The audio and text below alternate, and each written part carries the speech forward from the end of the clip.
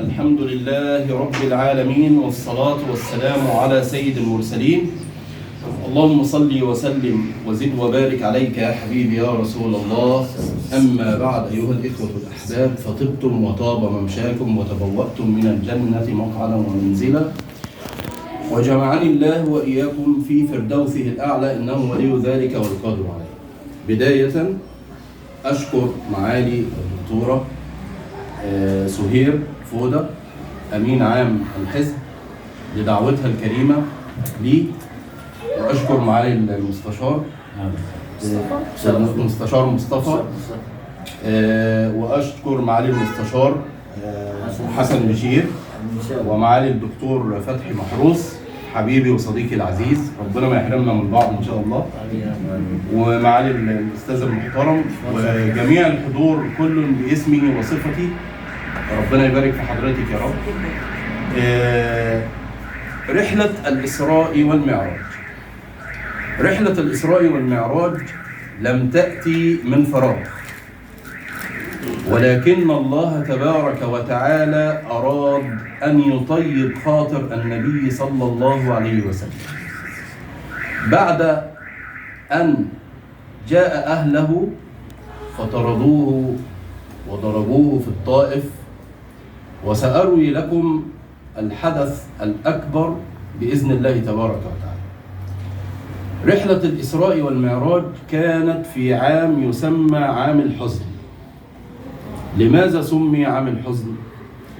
بعد شعب أبي طالب، وتعلمون أكثركم بشعب أبي طالب، حاصر المشركون النبي صلى الله عليه وسلم في هذا الشعب 3 سنوات.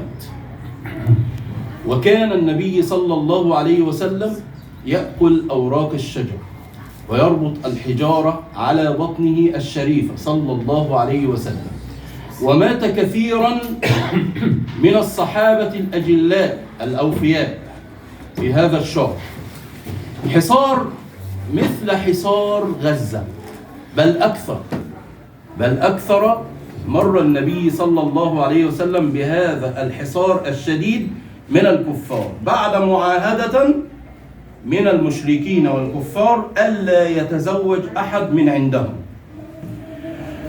ولا يتبادل بينهم التجارة، بين النبي صلى الله عليه وسلم والمشركين الذين يعبدون الأصنام في مكة المكرمة. تعلمون بأن مكة المكرمة كان بها 63 صنما من العجوة ومن الحجارة، حتى إذا جاع أحدهم كان يأكل إلهه. فأرسله رب العزة تبارك وتعالى ليكون بشيرا للعالمين، وليس بشيرا لقومه فقط، كما كان كل نبي ورسول يبعث في قومه ليكون رسولا أو مبشرا لقومه فقط، فئة معينة فقط، لأهل مصر، لأهل مثلا مدين، أهل مدين اللي هي أيمن حرب فيها دلوقتي، أرض فلسطين المباركة وسوريا. بذلك أرسله الله تبارك وتعالى رحمة للعالمين، للثقلين. يعني إيه الثقلين؟ يعني الإنس والجن، ودي خاصة بالنبي صلى الله عليه وسلم. النبي صلى الله عليه وسلم لما مات عمه أبي طالب وزوجته الحبيبة خديجة بنت خويلد رضي الله عنها وأرضاها، ماذا صنع؟ فكر النبي صلى الله عليه وسلم أن يذهب إلى ملوك ورؤساء الطائف ويستجير بهم لكي يدخلون في الإسلام، ويعرض عليهم الرسالة المحمدية الذي أرسلها الله تبارك وتعالى لتكون شعاع نور، وتخرج الناس من عبادة الأوثان ومن الظلمات إلى النور، ومن عبادة الأوثان إلى عبادة الله الواحد القهار.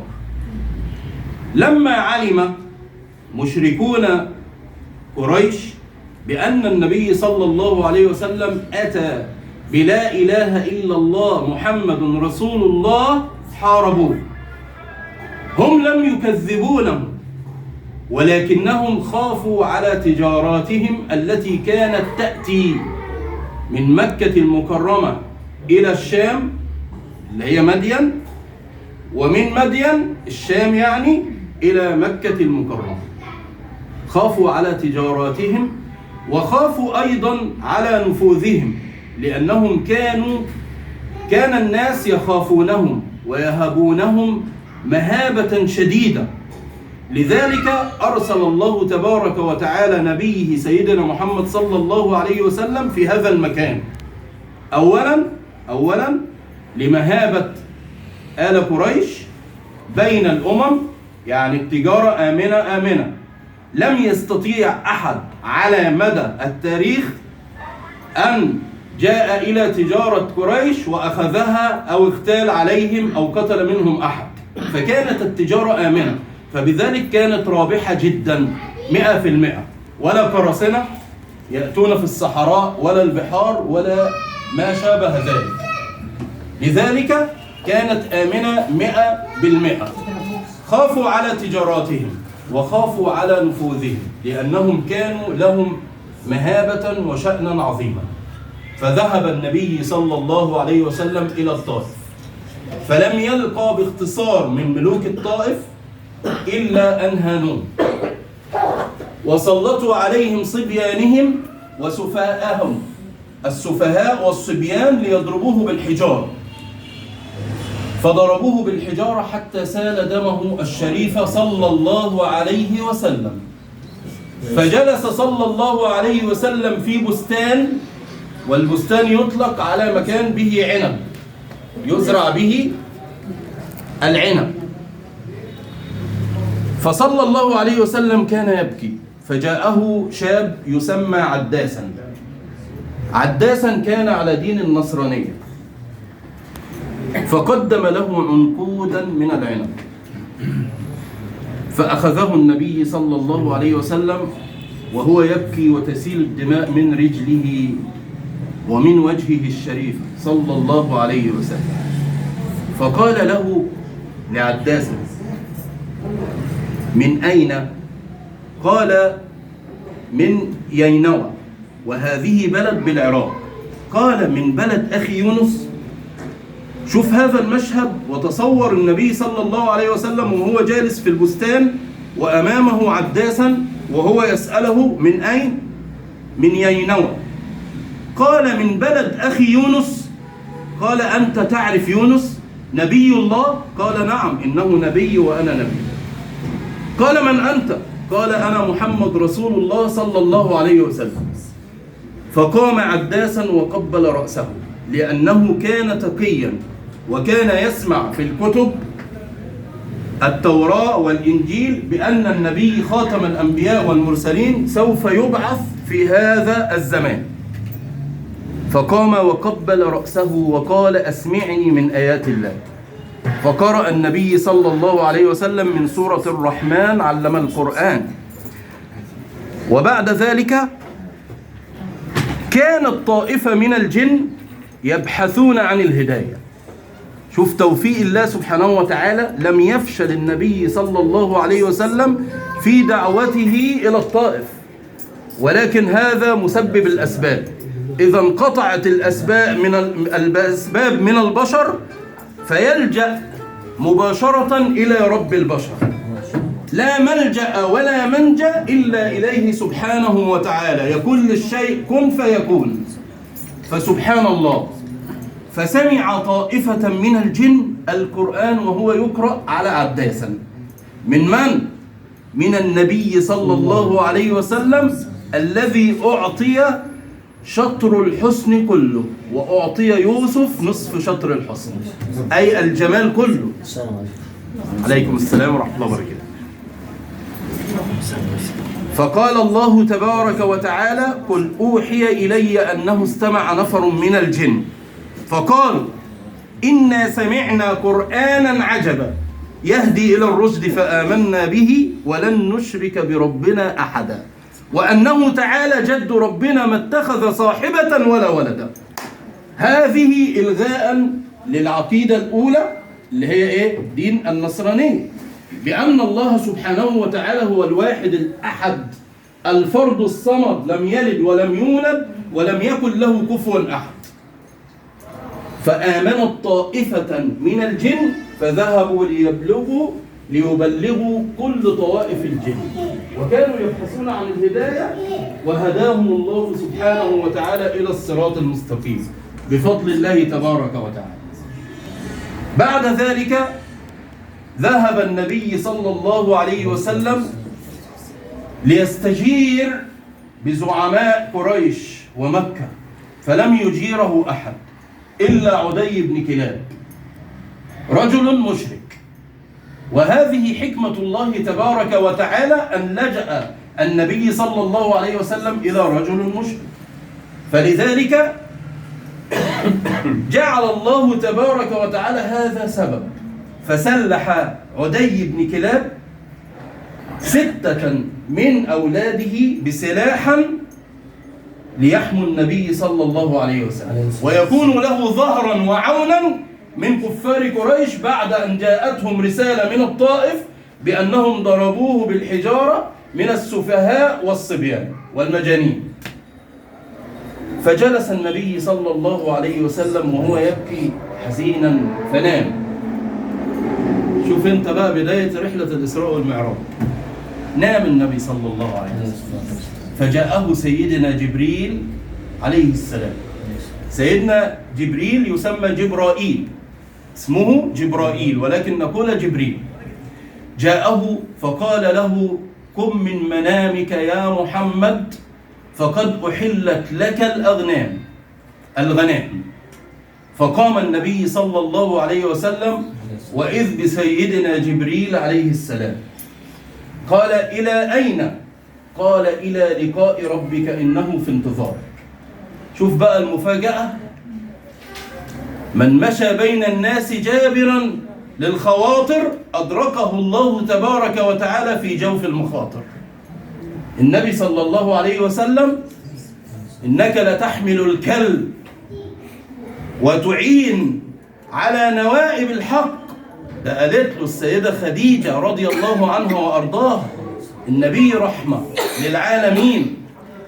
الله تبارك وتعالى يقول له: إن كان كل أهل الأرض قد لفظوك ولم يريدوك فأنا بانتظارك، وأهل السماء من الملائكة ينتظرونك باحتفال كبير يا محمد. اللهم صل وسلم وبارك عليك يا حبيبي يا رسول الله. ماذا فعل النبي صلى الله عليه وسلم؟ اندهش النبي صلى الله عليه وسلم وقال له: وأمتي. شوف حبيبك النبي يفكر في أمته لأنه جاء رحمة للعالمين، مش نفسي نفسي. كل الأنبياء يوم القيامة يقولون نفسي نفسي، من لدن آدم إلى سيدنا عيسى عليه السلام، إلا سيدنا محمد صلى الله عليه وسلم يقول: أنا لها أنا لها أنا لها، شفيع الخلائق. اللهم صل وسلم وبارك عليك يا حبيبي يا رسول الله.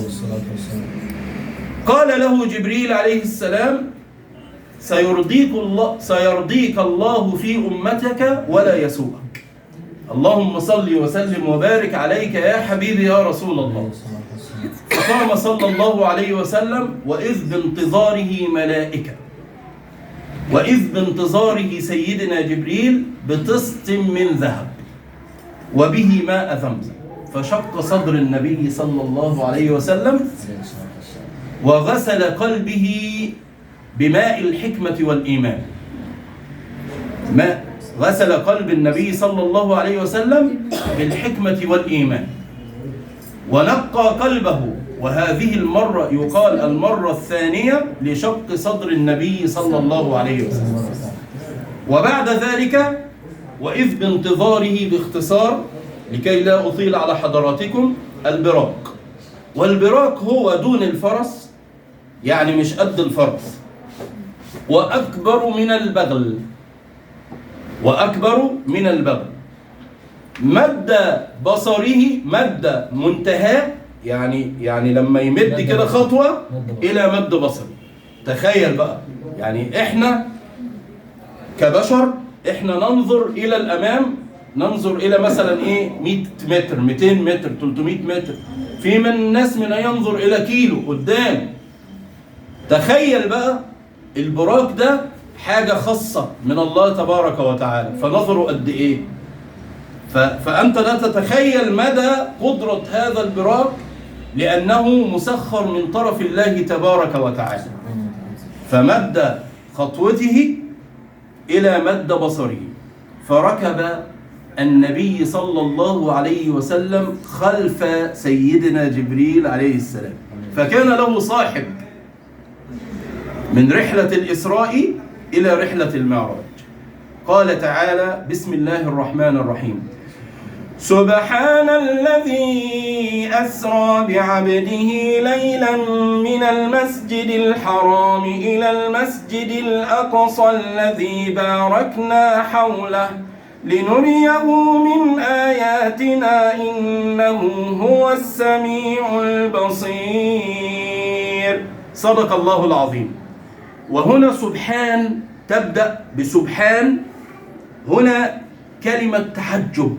عندما ننظر إلى شيء غريب عن عاداتنا نقول سبحان الله، حاجة يعني إيه؟ حاجة فوق العادة. فسبحان الذي أسرى بعبده. أسرى هنا السراء يكون ليلا، بعبده لم يكون رسوله، ولم يكون بمحمد، ولم يكون بنبيه، ولكن قال أسرى بعبده. وهنا الجواب على من يقولون أنه أسري به روحا فقط. لا، نقول أرأيت الذي ينهى عبدا إذا صلى، عبدا إذا إيه؟ صلى. فهنا عبد تطلق على الروح والجسد، والسراء هنا ليلا. فلماذا قال ليلا؟ لأنه جزءا من الليل ولم يكن كل الليل. فهمتم الآية؟ سبحان الذي أسرى بعبده ليلا من المسجد الحرام. وهنا المسجد الحرام أول مسجد بني في الأرض. الله تبارك وتعالى قد جعل المسجد الحرام وبعده المسجد الأقصى بني بعده ب40 سنة. صلوا على الحبيب النبي. فركب صلى الله عليه وسلم مع سيدنا جبريل وهو يمشي في الطريق، فقال له سيدنا جبريل: انزل فصلي. وكانت صلاة إبراهيم صلاة إيه؟ إبراهيم، لكي لا تختلفون، لأن الصلاة تفرض بعد ذلك. صلاة إبراهيم كانت ركعتين الصبح وركعتين آخر النهار، هي دي اسمها صلاة إيه؟ إبراهيم. انزل فصلي. فنزل في أرض مدين، أرض إيه؟ مدين. فصلى النبي صلى الله عليه وسلم. وبعد ذلك في طور سيناء نزل فصلى صلى الله عليه وسلم. وبعد كده ذلك نزل فصلى أيضا في أرض نخل. فقال: من هذه الأرض يا أخي جبريل؟ فقال: إنها هجرتك يا محمد. اللهم صل وسلم وبارك عليك يا حبيبي يا رسول الله. يعني دي المدينة المنورة اللي هتهاجر إليها بعد ذلك، دي الهجرة، دي الهجرة يا محمد صلى الله عليه وسلم. فبعد ذلك النبي صلى الله عليه وسلم نادى عليه رجل عجوز فقال: لا تردوا عليه، لا تردوا عليه، إنه إبليس، لو استجاب النبي صلى الله عليه وسلم له لغوت أمته. تمام؟ وبعد ذلك باختصار، لأن الرحلة كبيرة جدا، باختصار النبي صلى الله عليه وسلم وهو ماشي وراكب البراق شم رائحة عطرة فواحة لا يوجد مثلها إطلاقا، لم يشمها النبي صلى الله عليه وسلم إطلاقا. فقال: ما هذه الرائحة الطيبة الفواحة يا أخي جبريل؟ قال: إنها رائحة ماشطة فرعون. صلوا على النبي. ساكتين ليه؟ النبي صلى الله عليه وسلم تسلم. قال: وما ماشطة فرعون؟ قال: إنها كانت تسرح. ماشطة فرعون